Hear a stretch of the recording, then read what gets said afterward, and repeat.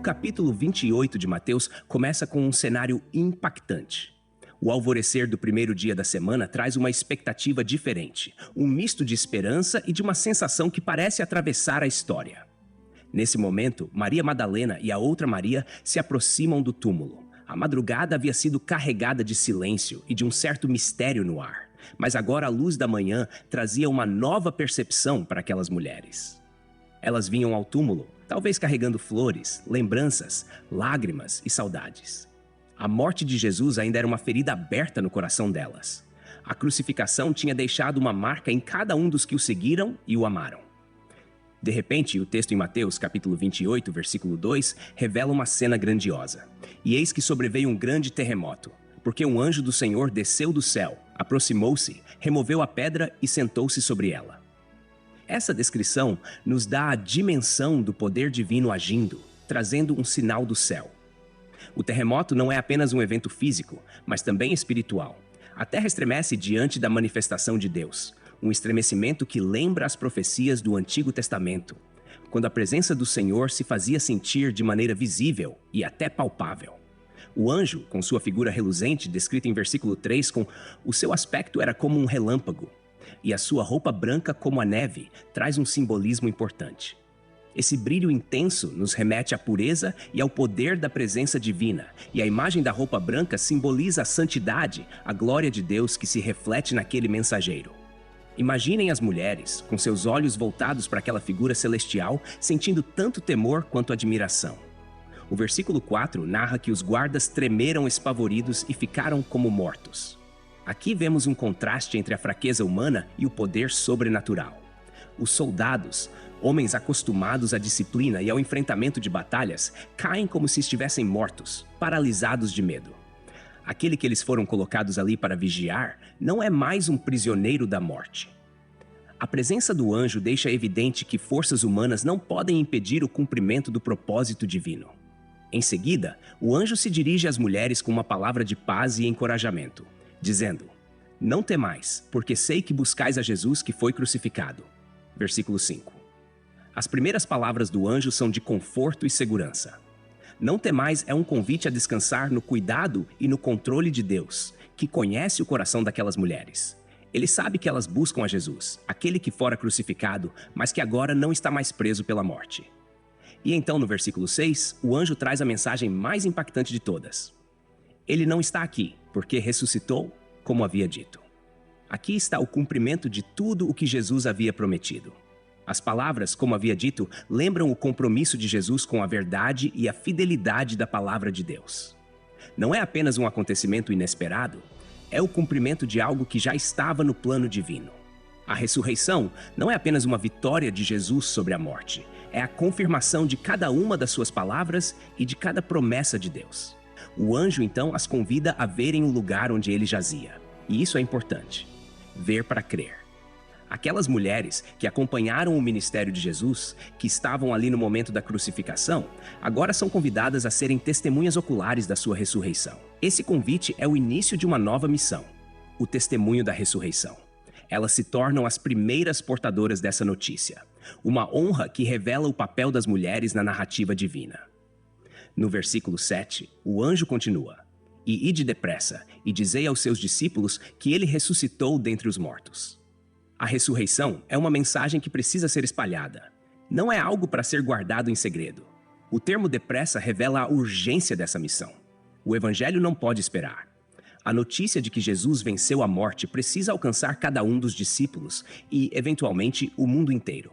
Essa palavra ressurreição ressoa como um eco eterno, levando a esperança para aqueles que o seguem, trazendo vida onde antes havia apenas desespero. As mulheres então partem rapidamente, com temor e grande alegria, como descreve o versículo 8. Esse misto de sentimentos é muito humano. O temor pela grandeza do evento, pela magnitude do milagre. A alegria pelo reencontro, pela certeza de que a morte não teve a última palavra. Essa cena é uma das mais belas representações de como Deus se aproxima da nossa humanidade, tocando nossos medos e esperanças mais profundos.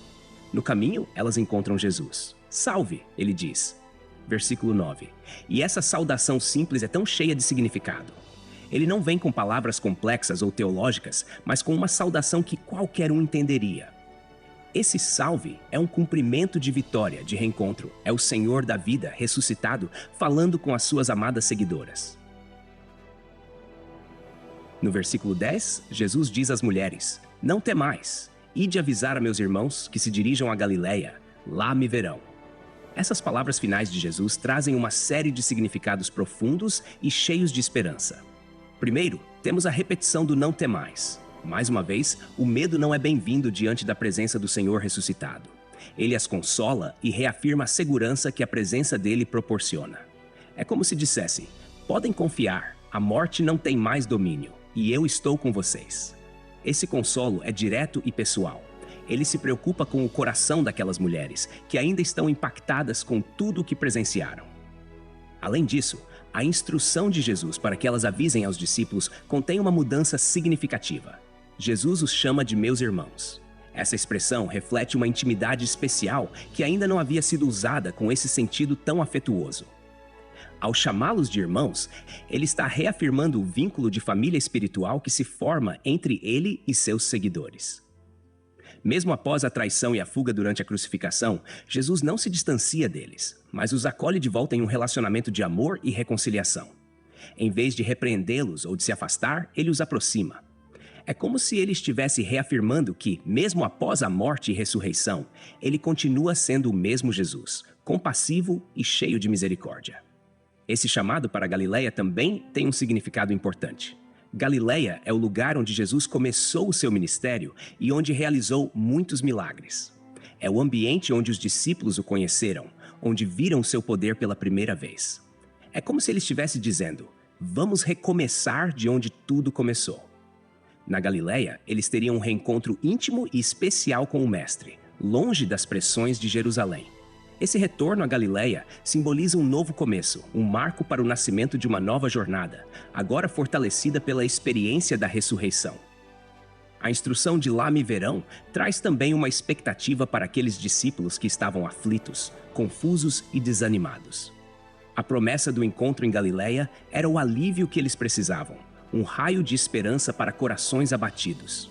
Esse encontro seria o momento de confirmarem que o Mestre estava vivo, de maneira corporal, como prova de que tudo o que ele havia ensinado era verdadeiro. Eles veriam com os próprios olhos que ele vencera a morte. E ver a Cristo ressuscitado seria também a certeza da própria ressurreição deles. Do versículo 11 ao versículo 15 do capítulo 28 de Mateus, temos uma narrativa que contrasta a verdade da ressurreição de Jesus com a reação daqueles que rejeitaram ou temeram a implicação desse fato. Aqui vemos uma tentativa de abafamento da notícia da ressurreição por parte dos líderes religiosos de Jerusalém, que estavam dispostos a tudo para esconder esse acontecimento extraordinário. Enquanto as mulheres estavam a caminho para anunciar aos discípulos o que haviam visto e ouvido, alguns guardas que vigiavam o túmulo de Jesus foram até a cidade para relatar o que havia acontecido. É interessante notar que esses soldados, apesar de não serem discípulos e de estarem ali apenas como parte de uma tarefa militar, haviam testemunhado algo sobrenatural: o anjo, o terremoto e a ausência do corpo de Jesus no túmulo. A magnitude do evento foi tão impressionante que eles mesmos ficaram como mortos, como nos versos anteriores, diante da presença do anjo. Esses guardas romanos estavam acostumados ao perigo e à violência, mas ficaram profundamente atemorizados diante do poder que testemunharam. Os guardas, então, ao relatarem tudo aos principais sacerdotes, foram envolvidos em um esquema para ocultar a verdade. Os líderes religiosos, ao ouvirem o relato, sabiam que o fato da ressurreição colocaria em xeque toda a autoridade e posição que eles mantinham sobre o povo. Pois, se Jesus realmente havia ressuscitado, isso confirmava a sua divindade e messianidade. Por isso, em vez de refletirem sobre o significado espiritual do evento, eles imediatamente tramam uma forma de desviar a narrativa.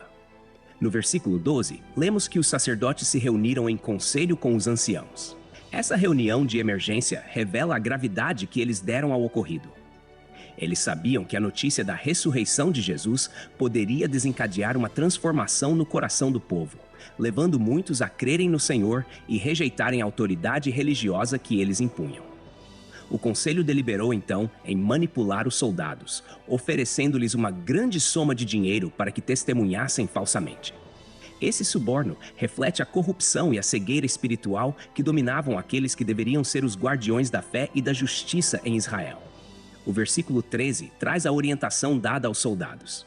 Digam: vieram de noite os discípulos dele e o roubaram enquanto estávamos dormindo. Essa versão dos fatos é claramente uma tentativa de desviar o foco do milagre e lançar descrédito sobre os discípulos de Jesus. Eles incentivaram uma mentira que não apenas desacreditava a ressurreição, mas também acusava os discípulos de um roubo audacioso. E essa história, ironicamente, tem várias falhas. Primeiro, como poderiam os soldados afirmar que os discípulos roubaram o corpo se estavam dormindo? Como guardas romanos treinados poderiam falhar em sua vigilância a ponto de permitir que um grupo de homens desviasse a pedra, pegasse o corpo e saísse sem que eles acordassem? Essa história apresenta contradições, mas ainda assim os líderes religiosos estavam determinados a promovê-la. O suborno era alto e eles instruíram os soldados a manterem a mentira, assegurando-lhes que, caso a informação chegasse ao governador, eles intercederiam em favor dos soldados. Esse detalhe do versículo 14 reflete a seriedade com que os principais sacerdotes estavam empenhados em esconder a verdade. Para os guardas, havia uma real ameaça. Se Pôncio Pilatos descobrisse que eles haviam falhado na tarefa, poderiam ser punidos severamente, até mesmo com a morte, já que a disciplina romana era rígida e implacável em casos de negligência. Porém, os líderes judeus prometeram intervir, indicando que estavam dispostos a manipular até mesmo o governador para manter a narrativa do roubo. O versículo 15 revela o resultado dessa trama.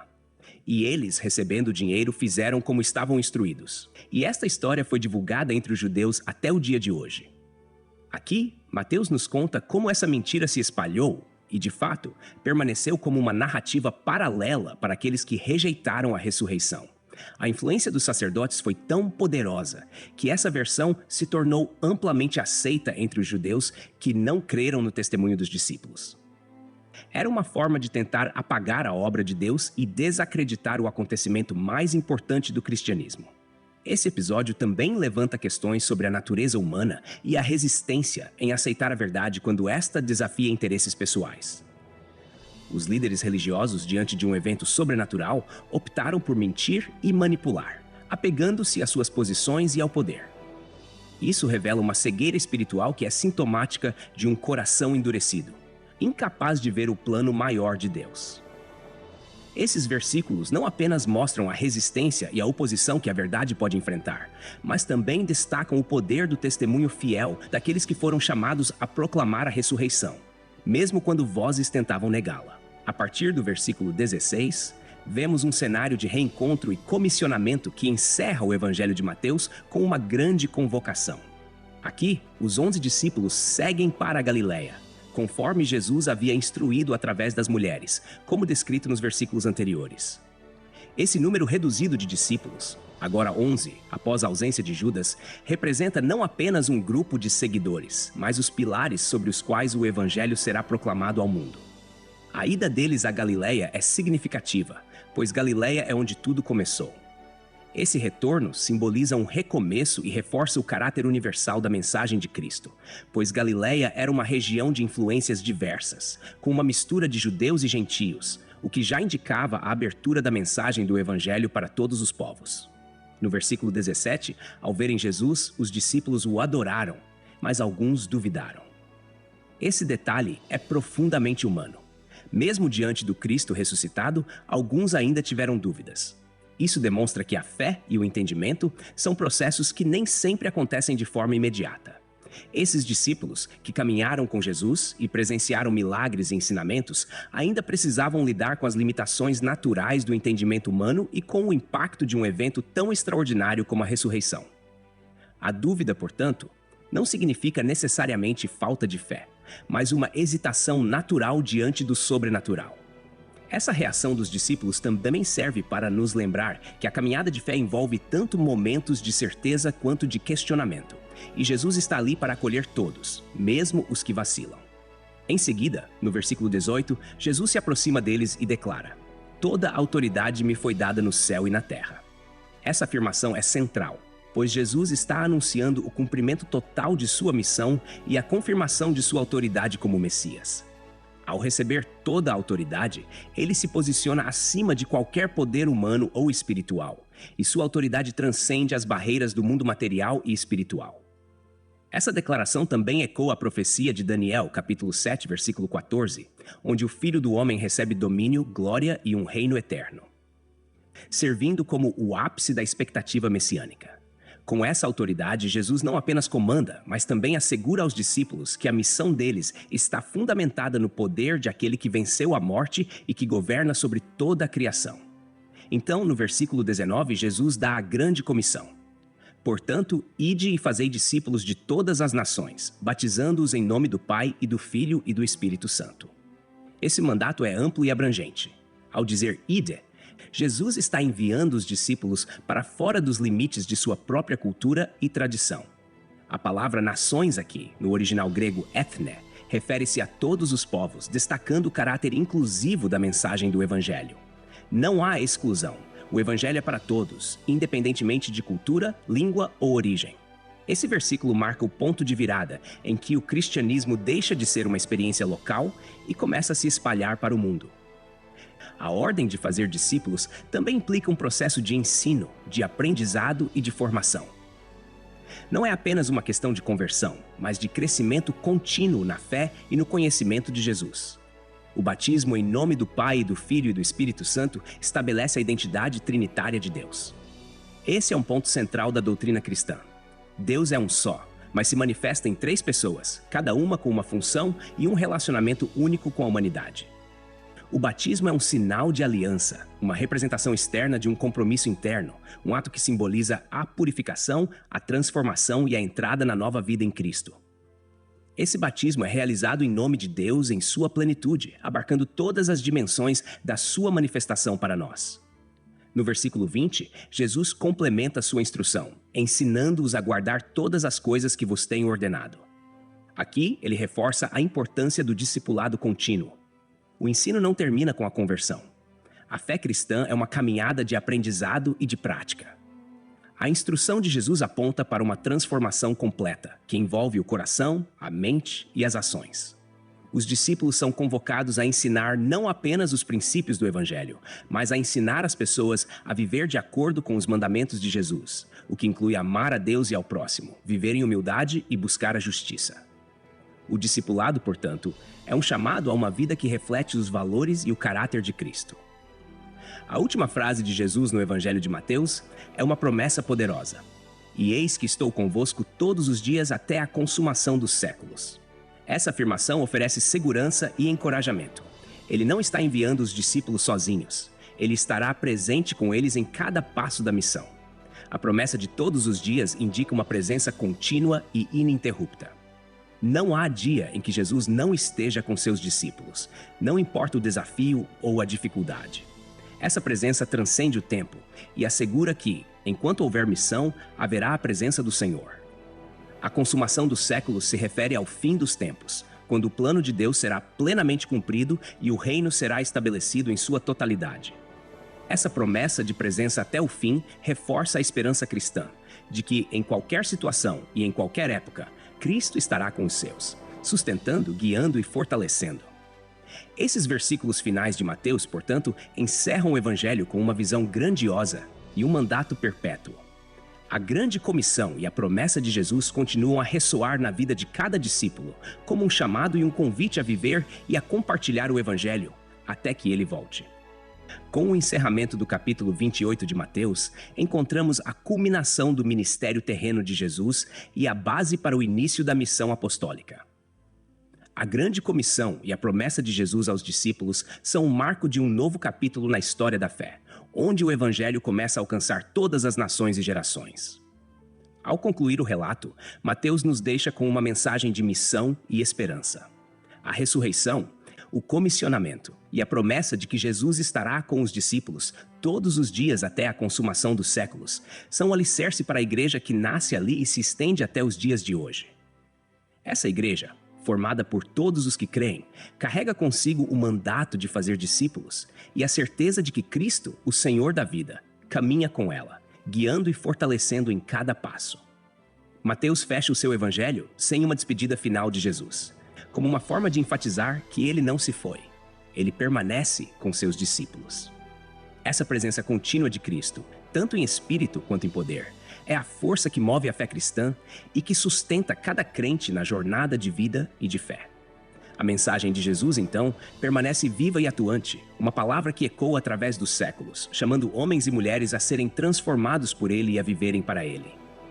Assim, o Evangelho termina como um convite eterno, uma porta aberta para todos que buscam a verdade e a vida. E nós, ao lermos essas palavras, somos parte dessa grande missão, alcançados por um amor que atravessou o tempo e o espaço. E agora nos chama a também sermos luz, esperança e mensageiros da Boa Nova, vivendo sob a promessa de que Jesus, o Emanuel, Deus conosco, estará ao nosso lado, agora e para sempre. Texto e produção Douglas Vieira. Trilha sonora 50 Sounds, faixa The Storyteller, música por 5sounds.com, voz ChatGPT 4.0. Bibliografia. Comentários expositivos. Hernandes Dias Lopes, editora Agnus. Comentário bíblico Matthew Henry, editora CPAD. R.N. Champlin, editora Agnus. Charles Spurgeon, Os Tesouros de Davi, editora CPAD.